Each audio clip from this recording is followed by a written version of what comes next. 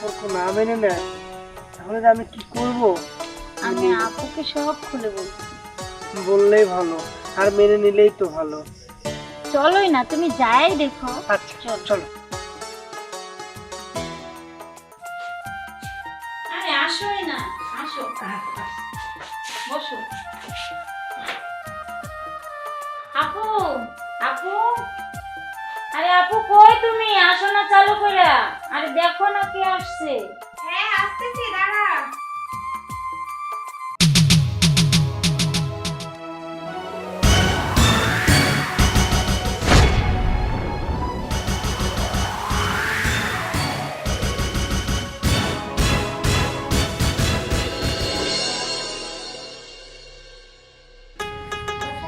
নতুন একটা মাইয়া আসলো, কিন্তু কোনো লোকই আসতেছে না, ভালো লাগে না।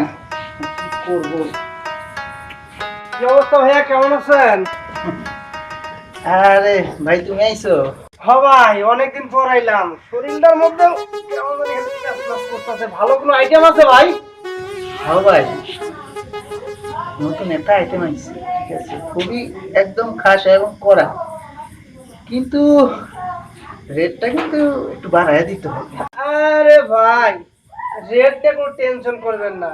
যদি আপনার ওই আইটেমটা আমার খুশি করতে পারে, রেটের চাইতেও 500 টাকা আপনাকে বকশিস দেবো।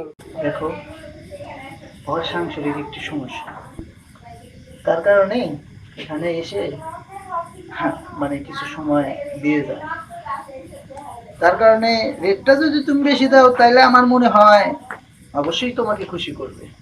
আমি বলছি তো, রেটের কোনো টেনশন নাই। ওরও সমস্যা সমাধান হবে, আমারও সমস্যা সমাধান হবে। আচ্ছা ঠিক আছে, তাহলে টাকাটা দিয়ে যাও, ভিতরে বসে আছে।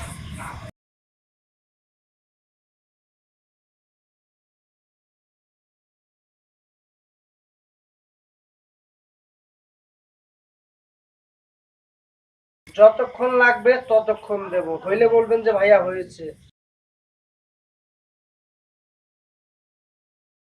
ওকে, আর লাগবে না। এটা আপনার জন্য। আচ্ছা ঠিক আছে, নো প্রবলেম। আশা করি তুমি খুশি হবে, ও খুশি হবে। চল। তবে আমার দিকে নজরটা ভালোভাবে দিতে বলবেন। এই পলি, এই ভাইয়াটারে একটু খুশি করে দিস। এটাতে হ্যাঁ, যা।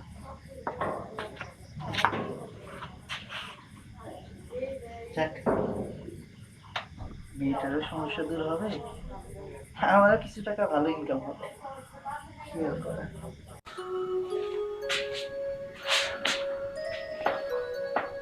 তাহলে তোমার নাম পলি, তাই না?